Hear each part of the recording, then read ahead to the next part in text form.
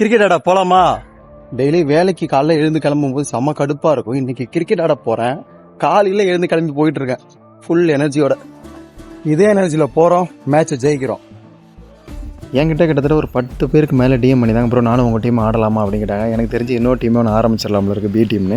Wait பண்ணுங்கள், இந்த league முடிய போகுது. லீக் முடிஞ்சோடனே கண்டிப்பாக நான் சொல்கிறேன், அப்போ வந்து ஆடலாம். சில பேர் சொல்லியிருந்தாங்க நீங்கள் எங்கே ஆடுறீன்னு சொல்லி, நான் வந்து சும்மா மேட்ச் எது பார்க்குறேன்னு சொல்லியிருந்தீங்க. அவங்களுக்கு என்னால் சொல்ல முடியல, ரொம்ப சாரி. நெக்ஸ்ட் மேட்ச் நான் கண்டிப்பாக சொல்கிறேன். அண்ணா வந்துட்டார், அவர் கூட வண்டியில் ஏறியாச்சு. எப்போதுமே டீமில் ஒரு ஆள் லேட்டாக வராங்க, இன்றைக்கி டீமே லேட்டாக தான் போயிட்டு இருக்கு. அப்புறம் கிரவுண்டுக்கு வந்தாச்சு, toss win by opponent bat first எடுத்தாங்க. ஸ்டார்டிங் ஒரு 7 ஓவர் நல்லா தான் போச்சு, கண்ட்ரோலாக 2 போச்சு. அதுக்கப்புறம் என்ன ஆச்சுன்னு தெரியல, ஒரு 2 பேர் வந்தாங்க. யார் சாமி அவன் அப்படின்னு தான் இருந்துச்சு. அவங்க பார்க்கும்போது ஒருத்தர் லெக்ல ஸ்டாங்கன்னா ஒருத்தர் ஆஃப்ல ஸ்டாங்க பிரிச்சு மேட்சே மாத்திட்டாங்க. நாங்களும் இன்னைக்கு ரொம்ப சொதப்பிட்டோம். அப்புறம் செகண்ட் இன்னிங்ஸ் நாங்கள் களத்தில் இறங்கணும்.